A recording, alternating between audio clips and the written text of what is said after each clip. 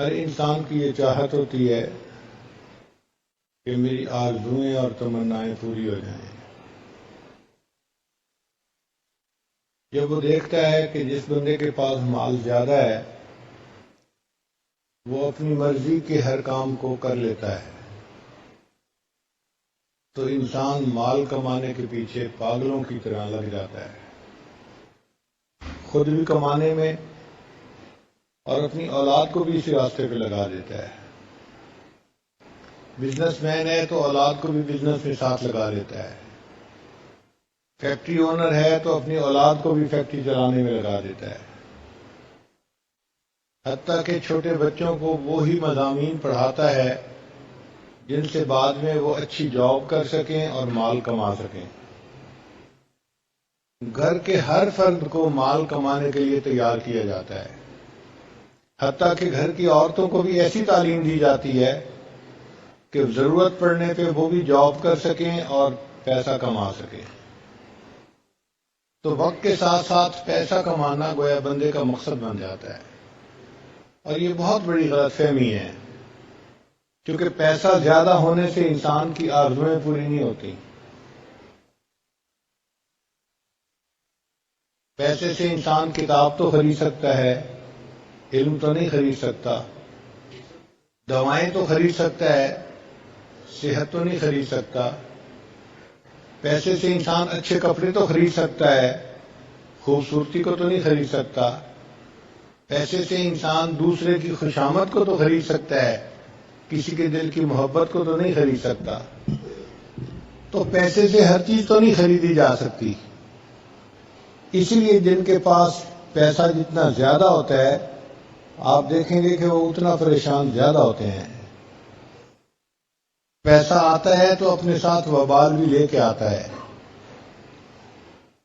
کبھی اولاد نافرمان، کبھی بیوی نافرمان، کبھی صحت کی مشکلات، کبھی اور اسی قسم کے مسائل، اور پھر دل بے چین رہتا ہے۔ چنانچہ پچھلے دنوں ہمارے ایک ساتھی نے مجھے ایک ڈاکومنٹ پرنٹ کر کے دی کہ دنیا کے 22-23 وہ بندے جو سب سے زیادہ امیر سمجھے جاتے تھے، جو بلینر تھے، ملینر کی بات نہیں ہے، بلینر تھے، ان کا انجام کیسا ہوا۔ تو میں پڑھ کے حیران ہوا کہ ان 22-23 میں سے کوئی 18-20 نے تو خودکشی کی، سارے کے سارے ڈپریشن کے مریض۔ ان کو ہاسپٹل داخل کروایا گیا، ان کے ساتھ پاگلوں والا جو ہے نا وہ معاملہ کیا گیا۔ میں حیران تھا کہ ان لوگوں کے پاس مال و دولت کے اتنے خزانے ہیں، پھر کیوں پریشان ہیں؟ تو لکھا ہوا تھا کہ ان کے دل میں سکون نہیں تھا، پریشانی تھی۔ تو جو دنیا کے سب سے امیر لوگ ہوں ان کے دلوں میں اگر یہ پریشانی ہے تو اس کا مطلب یہ کہ سکون مال و دولت سے خریدنے والی چیز نہیں ہے۔ یہ عجیب بات ہے کہ ہم لوگ سکون حاصل کرنے کی نیت سے ہر وہ کام کرتے پھرتے ہیں جو انسان کو بے سکون بناتا ہے۔ یہ غلط فہمی ہے ہماری۔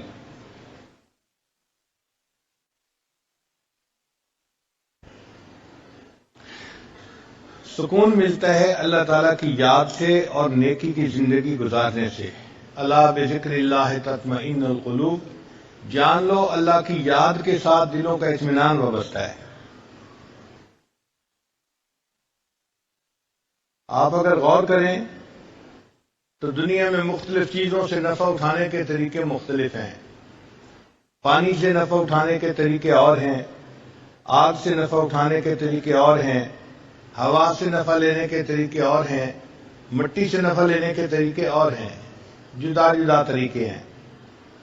ذہن میں سوال پیدا ہوتا ہے وہ کون سا طریقہ ہے کہ جس سے کہ ہم اللہ تعالیٰ کی ذات سے فائدہ اٹھانے والے بن جائیں، اللہ کے خزانوں سے فائدہ لینے والے بن جائیں، وہ طریقے کون سے ہیں؟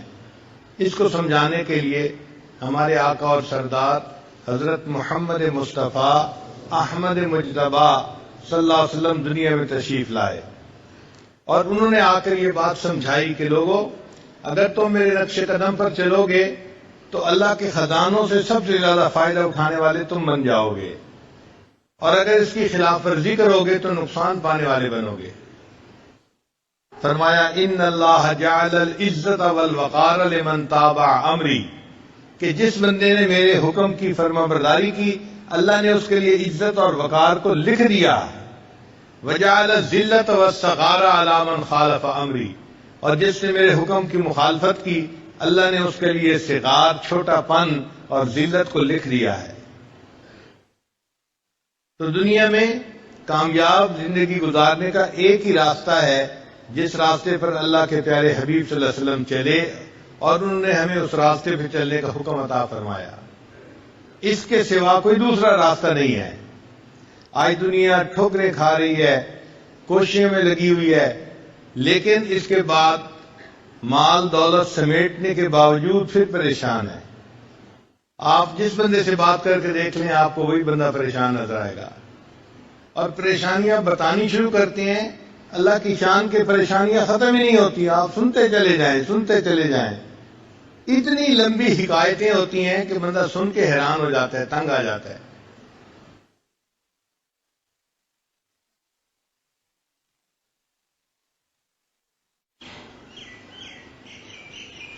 کوئی ایسا طریقہ جس سے کہ ہماری دعائیں قبول ہوں، ہماری نیک مرادیں پوری ہوں، اور ہمیں دنیا میں عزت ملے، لوگوں سے محبت ملے، وہ طریقہ نبی علیہ الصلوۃ والسلام کو بتایا ہوا راستہ ہے۔ وہ طریقہ نیکوکاری کی زندگی اختیار کرنے کا راستہ ہے۔ اللہ تعالیٰ ارشاد فرماتے ہیں وَلَوْ أَنَّ أَهْلَ الْقُرَىٰ آمَنُوا وَاتَّقَوْا، اگر یہ بستی دیسوں والے ایمان لاتے، تقوی کو اختیار کرتے، لَفَتَحْنَا عَلَيْهِمْ بَرَكَاتٍ مِّنَ السَّمَاءِ، ہم ان کے لیے آسمان سے برکتوں کے دروازے کھول دیتے۔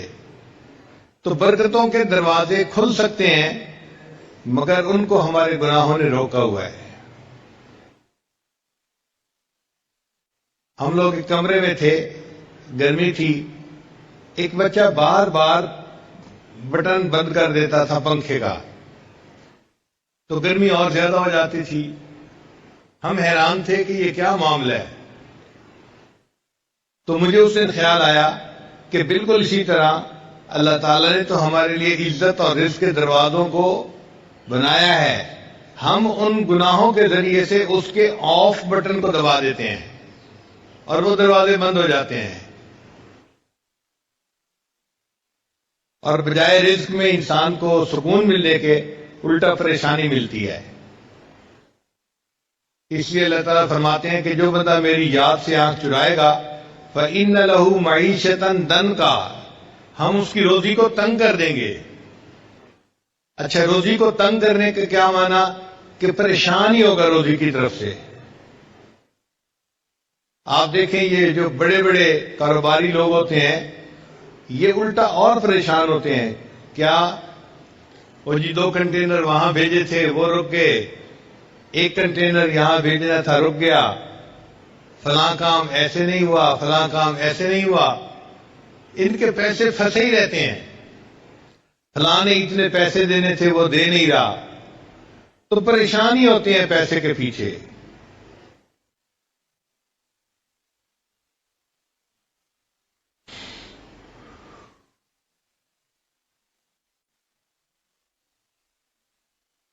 اور کئی مرتبہ ایکسپینشن کے چکر میں شیطان ڈال دیتا ہے۔ اچھی بڑی فیکٹری تھی، چلا رہے تھے، مزے کی زندگی گزار رہے تھے، ذہن میں خیال آیا ہم اس کی کیپیسٹی کو بڑھا لیں۔ اب کیپیسٹی بڑھانے کے لیے کبھی تو بینک سے لون لیا، کبھی لوگوں سے لون لیے۔ اب وہ لون ایسا ہوتا ہے کہ اس کو واپس پے نہیں کر سکتے تو پریشان، تو پریشانی پریشانی۔ پیسہ ہے لیکن ساتھ پریشانی بھی ہے۔ پھر آپس میں بیٹھ کے باتیں کرتے ہیں جی کہ لیکوڈیٹی نہیں ہے ہمارے پاس، اس لیے پریشانی زیادہ ہو گئی ہے۔ پیسہ ہوتا ہے بینکوں میں ہوتا ہے، پیسہ ہوتا ہے کاغذوں میں ہوتا ہے، ہاتھ میں ان کے نہیں ہوتا۔ وصول کی فیکٹریوں کی کیپیسٹیز بڑھتی جاتی ہیں اور وہ پریشان ہی ہوتے ہیں. اللہ ان کی معیشت کو تنگ کر دیتے ہیں، اس طرح سے ہر وقت پریشان.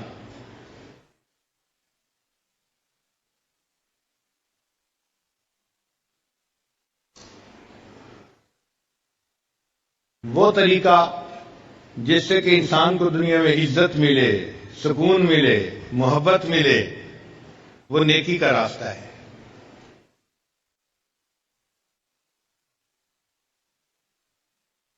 چنانچہ جن لوگوں نے نیکی کے راستے کو اپنایا، اللہ نے ان کے قدموں میں دنیا کو لا کے ڈال دیا. سفیان ثوری رحمۃ اللہ علیہ ایک سال میں 365 کپڑے بدلتے تھے، جوڑے بدلتے تھے. ایک بندے نے کہا ہوا تھا، حضرت میں آپ کو روزانہ ایک نیا سوٹ سلوا کے دوں گا، آپ وہ پہن کے درس دیا کرنا. تو حضرت روزانہ نیا سوٹ پہن کے درس دیتے تھے، پرانے سوٹ کو اللہ کے راستے میں صدقہ کر دیتے تھے. آپ مجھے بتائیں، ہے کوئی ایسا بزنس مین، کوئی امیر آدمی جو یہ بتائے کہ جی میں سال کے 365 سوٹ نئے بدلتا ہوں؟ بڑے سے بڑے امیر آدمی بھی 1 درجن 2 درجن کپڑے بدل لیں گے، وہی 2 کے پہنتے رہتے ہیں. حالانکہ وہ امیر کہلاتے ہیں، وزیر کہلاتے ہیں. اور جن کو ہم فقیر کہتے ہیں، اللہ ان کو سال میں 365 سوٹ نئے بدلواتا ہے.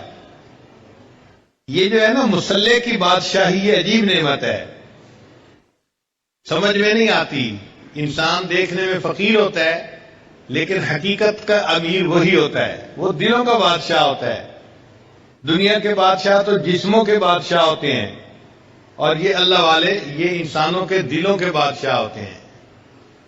اصل حکومت تو ان کی ہوتی ہے اور وہ ان کو نیکی کی وجہ سے ملتی ہے.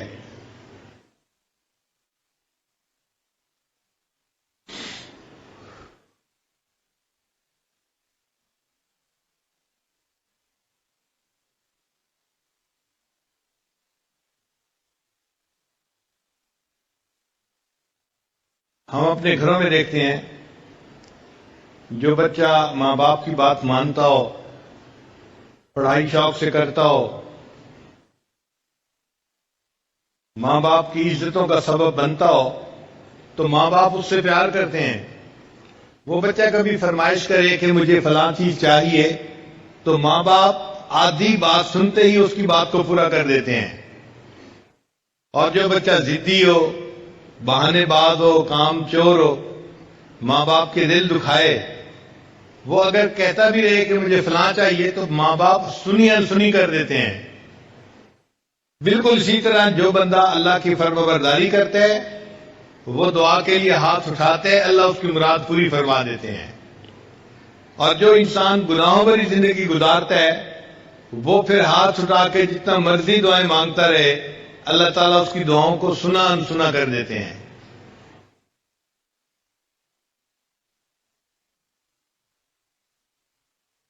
تو جس نے نیکی کی اور نیکی کی زندگی کو اختیار کیا، اللہ تعالیٰ اپنے خزانوں کے دروازے اس کے لیے کھول دیتے ہیں. اسی لیے کہا جاتا ہے کہ اللہ والوں کے ہاتھ اللہ تعالیٰ کی جیب میں ہوتے ہیں. اللہ والوں کے ہاتھ اللہ تعالیٰ کی جیب میں ہوتے ہیں. اللہ اپنے خزانوں کے دروازے ان کے لیے کھول دیتا ہے. حضرت مولانا قاسم نانوتوی رحمۃ اللہ مسجد میں تشریف فرما تھے. ایک بندہ آیا اور اس نے کچھ ہدیہ پیش کیا.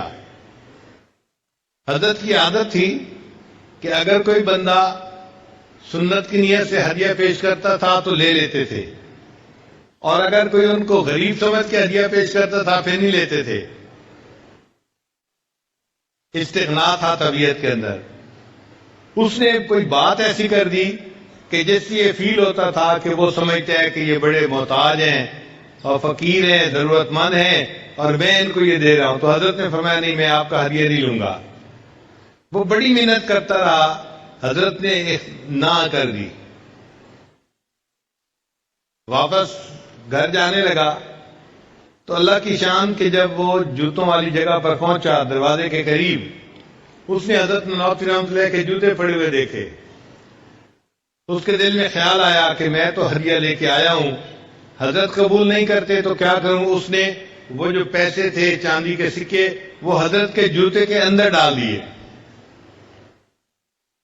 حضرت تھوڑی دیر کے بعد جب گھر تشریف لے جانے لگے تو آپ نے اپنے جوتے پہننے لگے تو پتہ چلا کہ جوتوں کے اندر تو پیسے پڑے ہوئے ہیں. نکالے تو یہ وہی پیسے تھے جو بندہ ہدیہ دیتا تھا اور حضرت نے اس کو نہ کر دی تھی. حضرت نانوتوی رحمۃ اللہ فرمانے لگے کہ دیکھو جو دنیا کو ٹھوکر لگاتا ہے اللہ تعالیٰ دنیا اس کے قدموں میں یوں لا کے ڈال دیتے ہیں، اس کے جوتوں میں لا کے ڈال دیتے ہیں. اگر ہم دنیا کے پیچھے بھاگیں گے تو دنیا کبھی ہمارے ہاتھ نہیں آئے گی، لیکن اگر ہم دنیا سے رخ پھیر کے اللہ کو اپنا مقصود بنائیں گے تو یہ دنیا خود بخود ہمارے پیچھے آتی جائے گی. اس لیے زندگی گزارنے کا بہترین طریقہ انسان نیکی کو اختیار کرے. اللہ تعالیٰ اس بندے کے کاموں کو سنوارتے ہیں، اس کے کاموں میں اس کی مدد فرماتے ہیں، لوگوں کے دل میں اس بندے کی محبت عزت ڈال دیتے ہیں. یہ زندگی کو اچھا گزارنے کا بہترین طریقہ ہے. کتنی عجیب بات ہے کہ خواہشات نفسانی کو توڑنے میں خواہشات پوری ہوتی ہیں. ظاہر میں انسان سمجھتا ہے جی مجھے تو خواہشات کے خلاف کرنا پڑے گا.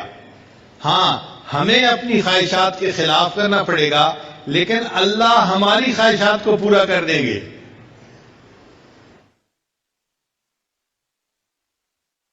ہمارے مشائخ نے اس کو کہا ہے مقام تسخیر. مقام تسخیر، جب یہ کسی بندے کو مقام نصیب ہو جاتا ہے پھر اللہ تعالیٰ اس کے لیے عزتوں کے دروازے کھول دیتا ہے، رزق کے دروازے کھول دیتا ہے. حضرت مولانا زکریا رحمۃ اللہ علیہ دیکھنے میں ایک درویش آدمی تھے، مگر اتنے ان کو ہدیے ملتے تھے کہ ان کے دسترخوان پہ کئی ہزار آدمی ایک ایک وقت پہ کھانا کھایا کرتے تھے. چنانچہ وہ جب نبی علیہ السلام کی خدمت میں سلام پڑھنے کے لیے حاضر ہوتے تھے تو 2000 5000 10,000 ریال پہلے صدقہ کرتے تھے، پھر سلام کے لیے حاضر ہوتے تھے. اور جب کبھی بیرون ملک سے چکر لگا کے واپس جاتے تھے سلام کے لیے تو سلام پڑھنے سے پہلے 50,000 ریال صدقہ کرتے تھے غریبوں میں، پھر سلام کے لیے جاتے تھے. آج آپ بتائیں کون امیر آدمی ہے کہ جس کے پاس اتنا مال ہو کہ وہ 50,000 صدقہ کرے اور پھر نبی اسلام کی خدمت میں سلام کے لیے حاضر ہو. اللہ تعالیٰ یوں راستے کھول دیتے ہیں. حضرت انس رضی اللہ عنہ فرماتے ہیں کہ اللہ تعالیٰ نے صحابہ کرام پر مال کے دروازے اتنے کھول دیے تھے کہ جب مال غنیمت آتا تھا اور سونے چاندی کا ڈھیر لگتا تھا اس ڈھیر کے پیچھے لوگ کھڑے ہوئے نظر نہیں آتے تھے، چھپ جایا کرتے تھے. آپ بتائیں کہ وہ کتنا بڑا ڈھیر ہوگا کہ جس کے پیچھے کھڑا ہوا بندہ چھپ جائے. چنانچہ حضرت عمر لانو کے دسترخوان پر ایک وقت میں 60,000 لوگ کھانا کھایا کرتے تھے. آپ بتائیں یہاں کے تو امیر لوگوں کے شادیوں پہ 60,000 بندے کھانا نہیں کھاتے، حالانکہ وہ تو زندگی میں ایک آدھ مرتبہ شادی کا بچوں کا معاملہ پیش آتا ہے. حضرت عمر کے دسترخوان پہ روزانہ 60,000 بندے کھانا کھاتے تھے. یہ دولت اللہ نے کہاں سے دی تھی؟ رزق کی برکت اللہ نے تو دی. ایک بدو تھا عام سا آدمی، اس کے دسترخوان پہ ہر روز 4 اونٹ ذبح ہوتے تھے. آپ بتائیں مجھے کوئی امیر بندہ ہے کہ جس کے گھر میں 4 بکرے روزانہ ذبح ہوتے ہوں؟ کروڑوں پتی بندے کے گھر کے اندر یہ کیفیت نہیں ہے کہ 4 بکرے روزانہ ذبح ہوں، اتنے مہمان ہوں. اور وہ ایک بدو تھا اور اس کے دسترخوان پر 4 اونٹ روزانہ ذبح ہوتے تھے. اتنے لوگ تو اس کے دسترخوان پہ کھانا کھاتے تھے.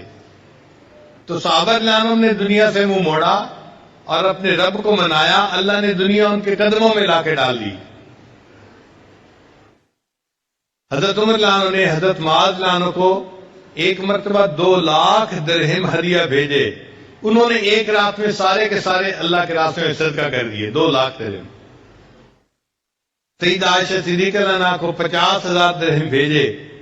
انہوں نے اسی وقت مدینہ کی بیواؤں کو بلوا لیا اور صدقہ کر دیے سب پیسے. باندھی آئی کہ جی آپ روزے سے ہیں اور افطاری کے لیے کوئی چیز نہیں ہے.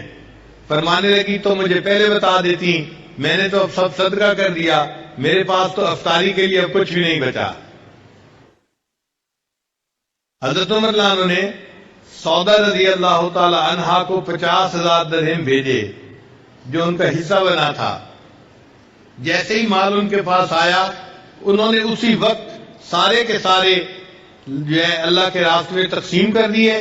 جب پورا مال تقسیم ہو گیا تو انہوں نے 2 رکعت نفل پڑھے اور نفل پڑھ کے دعا مانگی، اے اللہ امیر المومنین عمر بن خطاب کو توفیق ہی نہ دے کہ وہ آئندہ مجھے پیسے بھیجا کریں.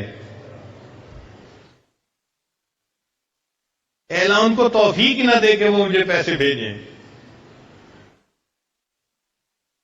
تو اس راستے پہ اللہ تعالیٰ دنیا قدموں میں لا کے ڈال دیتے ہیں.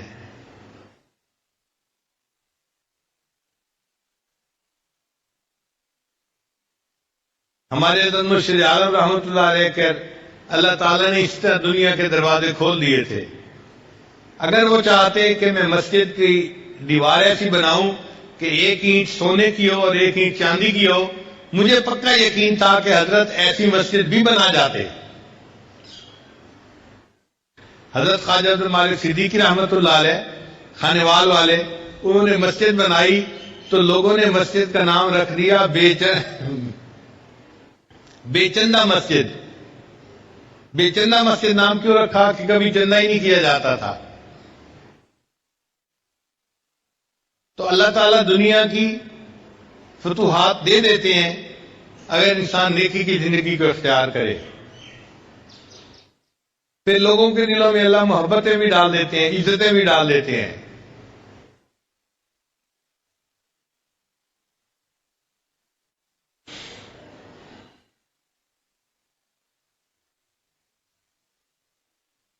اس کا اصول سمجھ لیں کہ انسان کائنات اصغر ہے، چھوٹی کائنات ہے، اور یہ جو ہمارے ارد گرد کائنات ہے یہ کائنات اکبر ہے، بڑی کائنات ہے. آپس میں چیزیں ایک دوسرے سے مشابہت رکھتی ہیں. مثال کے طور پہ انسان کے جسم پر بال ہوتے ہیں، کائنات کے اندر دیکھیں تو زمین کے اوپر درخت ہوتے ہیں. انسان کے جسم میں ہڈیاں ہوتی ہیں، اور اگر کائنات میں دیکھیں تو ان میں پہاڑ ہوتے ہیں، پتھر ہوتے ہیں، سخت ہوتے ہیں. انسان کے جسم میں خون کی شریانیں ہوتی ہیں، اور زمین کے اندر دریا اور نہریں ہوتی ہیں. زمین کے اوپر چشمے ہوتے ہیں، اور انسان کی جسم میں چشم ہوتی ہے. وقت آنے پہ اس چشم میں سے بھی چشمے کی طرح پانی نکلتا ہے، آنسو ٹپکتے ہیں. زمین کے اندر نرم مٹی ہوتی ہے، انسان کے جسم کے اندر گوشت ہوتا ہے. تو جسم کی مشابہت ہے کائنات کے ساتھ. یہ عالم اصغر ہے، وہ عالم اکبر ہے. اب دستور یہ ہے کہ جس بندے کے جسم پر اللہ کا حکم چلنا شروع ہو جاتا ہے، جس بندے کے جسم پر اللہ کا حکم چلنا شروع ہو جاتا ہے، اس بندے کا حکم عالم اکبر کے اوپر چلنا شروع ہو جاتا ہے. اس دستور کو اچھی طرح سمجھ لیجیے. چنانچہ جو بندہ اللہ کے احکام کے مطابق زندگی گزارے گا، اللہ تعالیٰ اس کو مقام تسخیر عطا فرمائیں گے. جو لوگ پریشان ہوتے ہیں نا، یہ مسئلہ حل نہیں ہوتا، یہ مسئلہ حل نہیں ہوتا، بھائی اس میں رکاوٹ ہمارے اپنے گناہوں کی وجہ سے ہوتی ہے. کچھ لوگ کہتے ہیں ہمیں جی پھپھو نے پریشان کیا ہوا ہے، چچا نے پریشان کیا ہوا ہے، چچا کے کاروباری تھے دوست انہوں نے پریشان کیا ہوا ہے. سچی بات تو یہ ہے ہمیں کسی نے پریشان نہیں کیا ہوا، ہمیں ہمارے نفس نے پریشان کیا ہوا ہے. سب سے بڑا دشمن ہمارا نفس ہے. اور یہ نفس جو ہے نا، یہ اخبث من 70 شیطانا، یہ 70 شیطانوں سے زیادہ خبیث انسان کا نفس ہوتا ہے. ہمارے راستے تو نفس نے بند کیے ہوئے ہیں، رزق کے دروازے، عزتوں کے دروازے، دعاؤں کے دروازے اس نے بند کیے ہوئے ہیں. اگر نفس مطمئنہ بن جائے اور گناہ کرنا چھوڑ دے تو اللہ تعالیٰ تو رزق کے دروازے کھولنے کے لیے تیار ہیں۔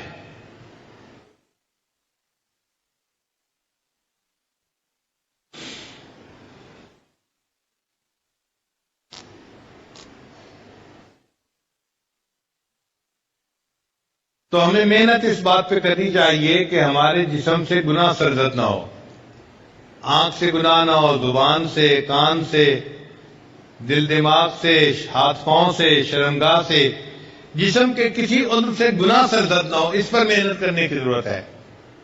اور جو بندہ ایسا بن جاتا ہے کہ وہ گناہوں سے بچ جاتا ہے، وہ اللہ کی نظر میں مستجاب الدعوات بن جاتا ہے۔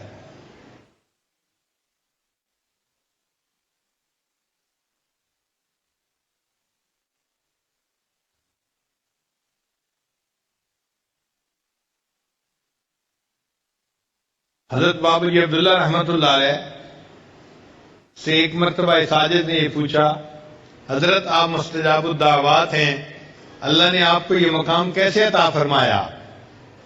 انہوں نے میری بات سن کے کہا نام لے کر کہ میں اپنے سردار کی نافرمانی نہیں کرتا۔ وہ نبی علیہ الصلوۃ والسلام کو ادب سے اپنا آقا اور اپنا سردار یوں کہا کرتے تھے۔ تو فرمانے لگے ذوالفقار میں اپنے سردار کی نافرمانی نہیں کرتا، اس کی وجہ سے اللہ نے مجھے مستجاب الدعوات بنا دیا ہے۔ ہم بھی اگر نافرمانی چھوڑ دیں تو ہم بھی مستجاب الدعوات بن سکتے ہیں۔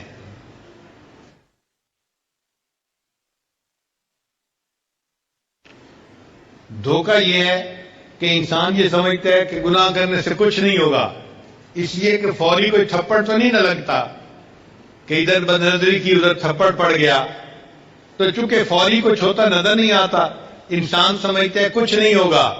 مگر اللہ کا نظام ایسا فول پروف ہے کہ جیسے ہی گناہ سرزد ہوتا ہے اس کے بعد اثرات ضرور انسان پر ظاہر ہوتے ہیں۔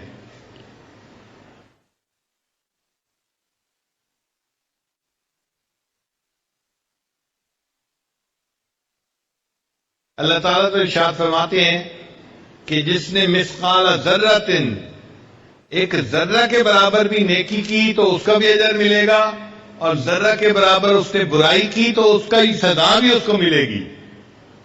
تو اللہ تعالیٰ کا نظام اتنا ایکوریٹ ہے، ایک ذرہ کے برابر بھی گناہ کریں گے تو اس کا بھی اثر ہمیں پہنچ کر رہے گا۔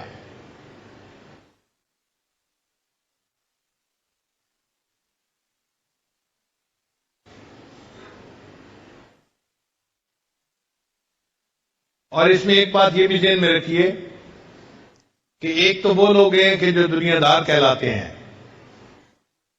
ہر وقت وہ دنیا کمانے میں لگے ہوئے ہیں، دنیا کے پیچھے لگے ہوئے ہیں، اور ان کا دین سے اتنا دلچسپی کا معاملہ نہیں ہوتا، ان کی بات نہیں کرتے۔ ہم بات کرتے ہیں ان لوگوں کی جو دیندار کہے جاتے ہیں، جو دیندار سمجھے جاتے ہیں۔ وہ بھی بہت سارے گناہوں سے بچتے ہیں، 100% گناہوں سے وہ بھی نہیں بچ پاتے۔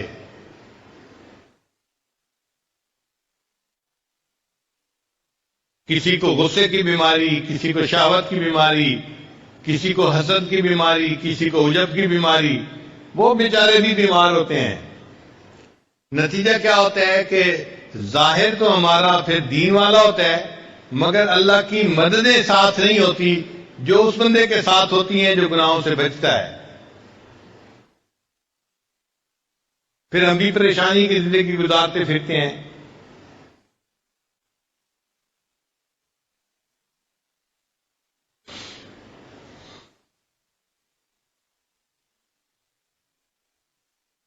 وہ طریقہ جس سے کہ اللہ تعالیٰ کا غیبی نظام انسان کے ساتھ شامل ہو جائے، انسان کی مددگار بن جائے، وہ ایک ہی طریقہ ہے کہ انسان گناہوں کو چھوڑ دے۔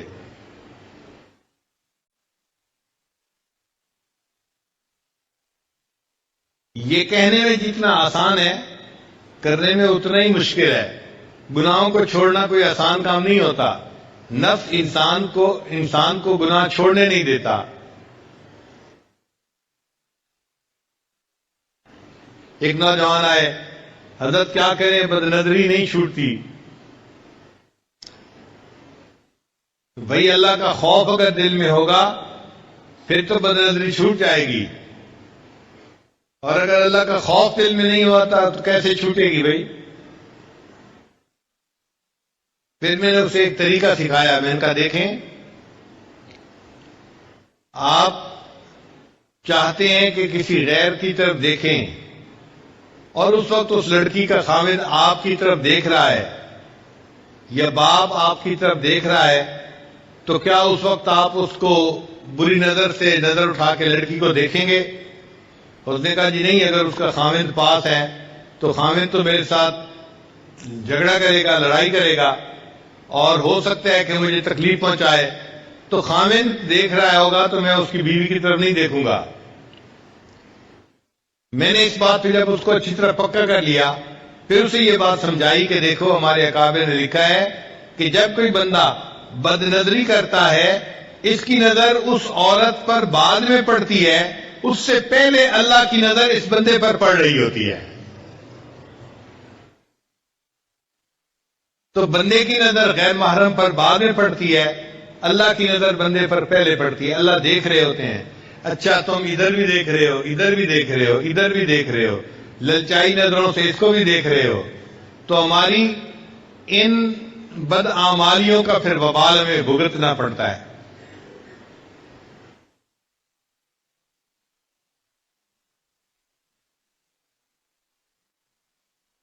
جو کرتا ہے تو چھپ کے اہل جہاں سے، جو کرتا ہے تو چھپ کے اہل جہاں سے، کوئی دیکھتا ہے تجھے آسمان سے۔ اللہ تعالیٰ آسمان سے ہمیں دیکھ رہے ہوتے ہیں، ہم دنیا کے لوگوں سے چھپ جاتے ہیں، اللہ سے نہیں چھپ سکتے۔ چنانچہ یہ گناہوں کی وجہ سے آج ہم پریشانیوں کی زندگی گزارتے ہیں۔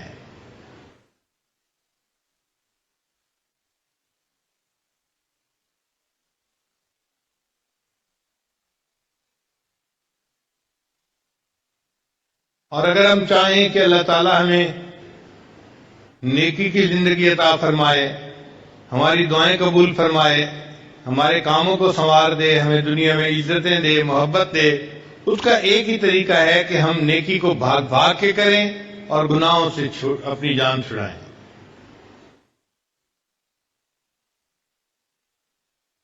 اللہ تعالیٰ نے انسان کو دنیا میں اس لیے بھیجا، خلق الموت والحیات لیبلوکم ایکم احسن عملا، یہ آزمانے کے لیے کہ تم میں سے کون بہتر عمل کرتا ہے۔ چنانچہ تفسیر روح المعانی میں لکھا ہے کہ احسن عملا، بہترین عمل کا معنی کیا ہے؟ وہ فرماتے ہیں کہ ایسا بندہ اسرع فی الخیر، جو نیکی کا کام کرنے میں جلدی کرے، بھاگ کے نیکی کرے، وَأَوْرَوْ مِنَ الْمَعْصِيَةِ، اور معصیت سے بچنے میں دوسروں سے زیادہ جلدی کرے، ایسا بندہ احسن اعمال کرنے والا ہوتا ہے۔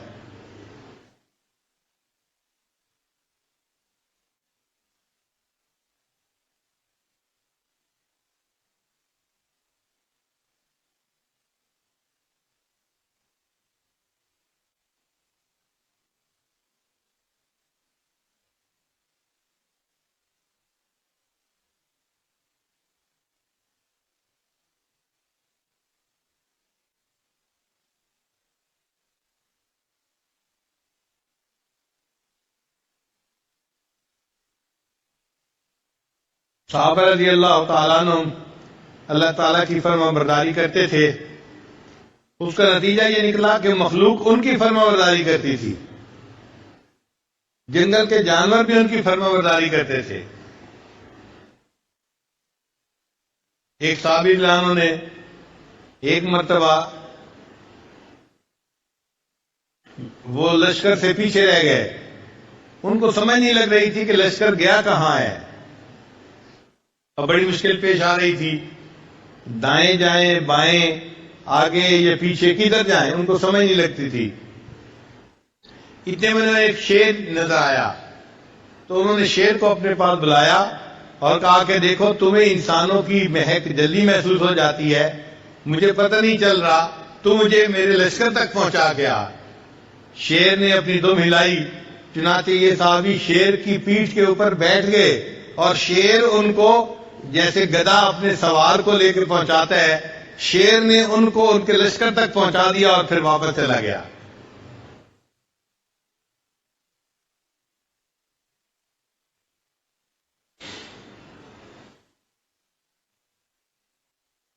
ہم اللہ تعالیٰ کی فرما برداری کریں گے، اس کے نتیجے میں اللہ تعالیٰ مخلوق کو ہمارا فرما بردار بنا دیں گے۔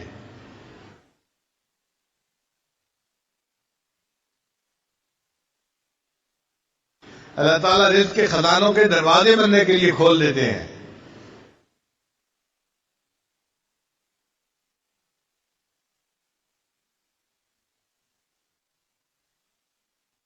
حضرت مولانا یوسف نوری رحمۃ اللہ علیہ کے پاس بہت سارے لوگ آتے تھے اپنے زکوٰۃ کا پیسہ لے کے، تو حضرت ان کو فرماتے تھے کہ دیکھو بھائی، میرے مدرسے میں سالانہ جتنا خرچہ ہوتا ہے وہ تو پہلے ہی مجھے مل چکا، اب میں آپ کے مال کو لے کے کیا کروں گا؟ تو حضرت ان کے مال کو واپس کر دیا کرتے تھے۔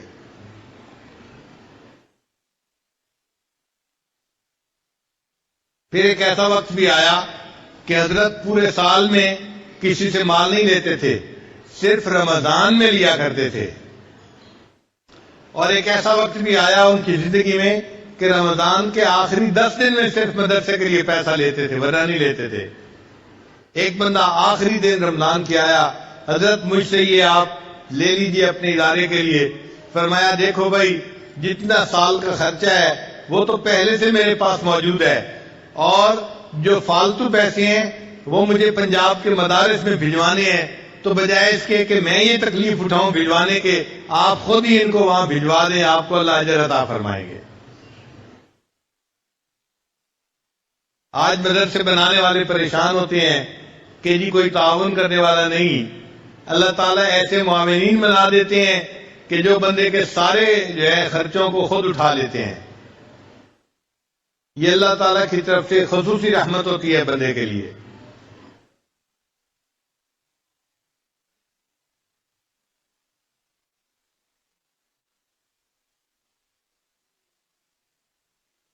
اللہ تعالیٰ قرآن مجید میں فرماتے ہیں وَلِمَنْ خَافَ مَقَامَ رَبِّهِ جَنَّتَانِ، جو اپنے رب کے سامنے کھڑا ہونے سے ڈرا اس کے لیے 2 جنتیں ہوں گی۔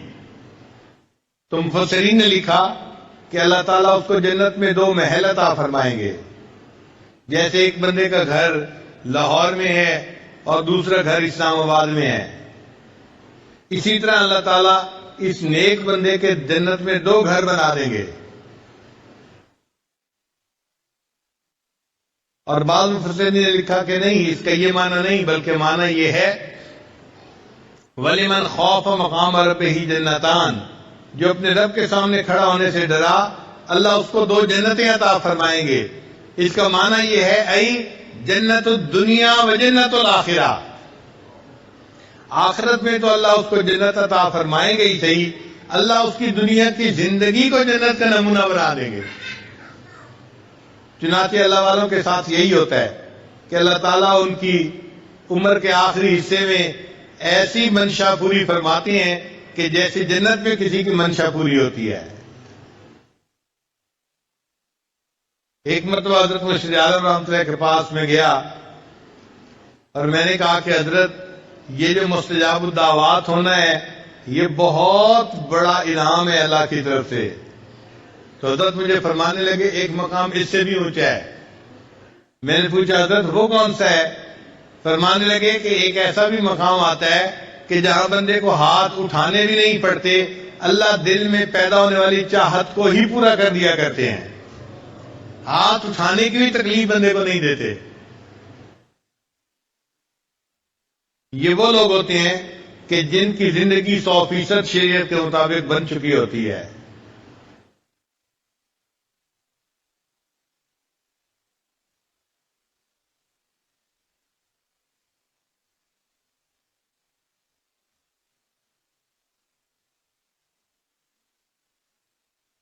حضرت مولانا فضل الرحمان گنج مراد آبادی رحمۃ اللہ علیہ کبھی کبھی بیٹھے بیٹھے کہا کرتے تھے جنت کا مزہ آ رہا ہے، جنت کا مزہ آ رہا ہے۔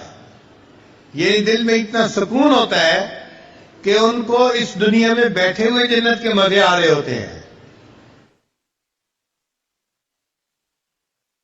اگر اس کا نظارہ دیکھنا ہو تو آپ ایک ہفتہ کسی دنیا دار کے ساتھ بھی رہ کے دیکھ لیں تو آپ اس کی زندگی میں پریشانیاں ہی پریشانیاں دیکھیں گے.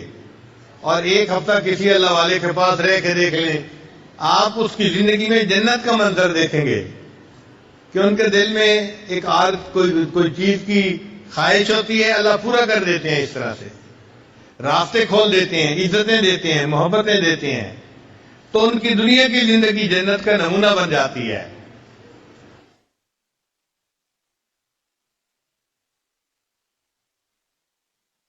تو آج یہ کنسیپٹ ٹھیک کر لیں, یہ نہ سوچیں ہمیں پڑوسی نے تنگ کیا ہوا ہے, ہمیں رشتے داروں نے تنگ کیا ہوا ہے, مجھے بیوی نے تنگ کیا ہوا ہے, مجھے خاوند نے تنگ کیا ہوا ہے. بھائی کسی نے کسی کو تنگ نہیں کیا ہوا, ہمیں ہمارے نفس نے تنگ کیا ہوا ہے. ہم آج نفس کے اوپر جو ہے زبردستی کریں اور اس کو شریعت کی لگام پہنا دیں تو دیکھنا اللہ تعالیٰ ہمارے لیے کیسے عزتوں کے دروازے کھول دیں گے.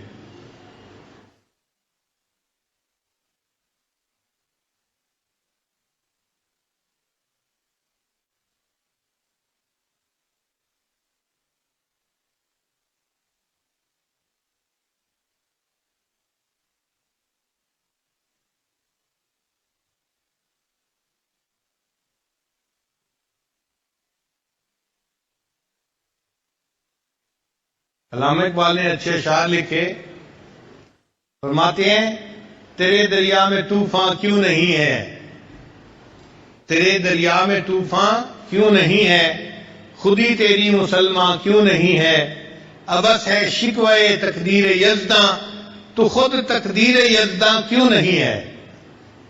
اگر ہم نیکی کو اپنا لیں گے تو ہمیں اللہ تعالیٰ ایسا بنا دیں گے کہ جو ہم تدبیر کریں گے اللہ اسی کو ہماری تقدیر بنا دیں گے. تو مسلمان ہے تو تقدیر ہے, تدبیر تیری.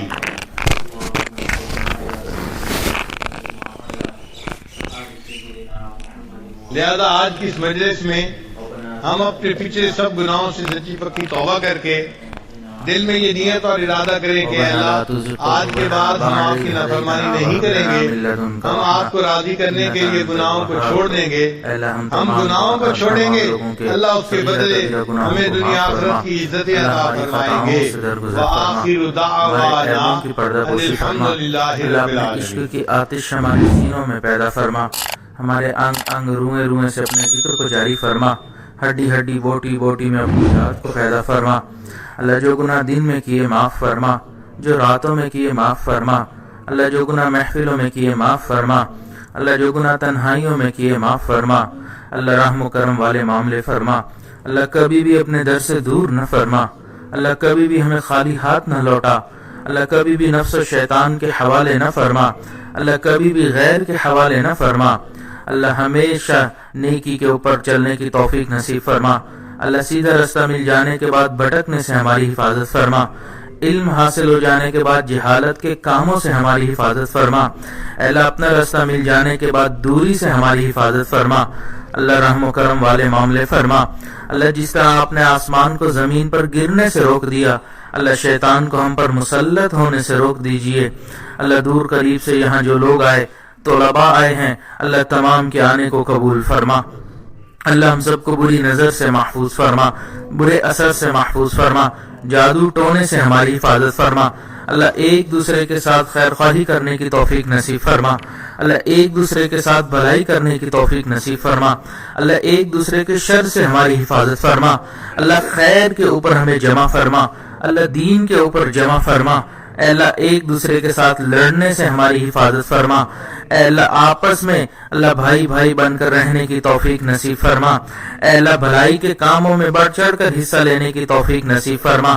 اے اللہ جو طلباء ہیں یا طالبات ہیں, اللہ سب کو شرح صدر کی نعمت نصیب فرما, علم نافع نصیب فرما. اللہ علم کے اوپر عمل کرنے کی توفیق نصیب فرما. اللہ علم کا نور نصیب فرما. اے اللہ قرآن پاک کی معرفت نصیب فرما، علم کی معرفت نصیب فرما، اللہ اساتذہ کی محنتوں کو قبول فرما، اے اللہ اس ادارے کو دن دگنی رات چوگنی ترقی نصیب فرما، اے اللہ جو بھی ضروریات ہیں اللہ اپنے غیبی خزانوں سے پورا فرما، اے اللہ رحم و کرم والے معاملے فرما، اے اللہ ہمارے حضرت کی صحت میں برکت نصیب فرما، اے اللہ برکت والی لمبی عمر نوح نصیب فرما، صحت و عافیت والی زندگی نصیب فرما، اللہ کامل شفا والی زندگی نصیب فرما، اللہ ہر طرح کے شر پسندوں کے شر سے محفوظ فرما، دوستی کے رنگ میں دشمنی کرنے والوں سے حفاظت فرما، اللہ رحم و کرم والے معاملے فرما، اے اللہ جتنے حاضرین ہیں یا دور بیٹھی طالبات ہیں اللہ تمام کو ان دعاؤں میں حصہ نصیب فرما، تمام کی نیک حاجات کو پورا فرما، اے اللہ ہم نے جو مانگا عطا فرما، جو مانگنا چاہیے تھا نہیں مانگ سکے آپ جانتے ہیں اللہ ہمیں وہ بھی عطا فرما، ہماری ان دعاؤں کو اپنی رحمت سے قبول فرما، ربنا تقبل منا انك انت السميع العليم وتب علينا انك انت التواب الرحيم، وصلى الله تعالى على خير خلقه سيدنا محمد وعلى آله واصحابه اجمعين برحمتك يا ارحم الراحمين.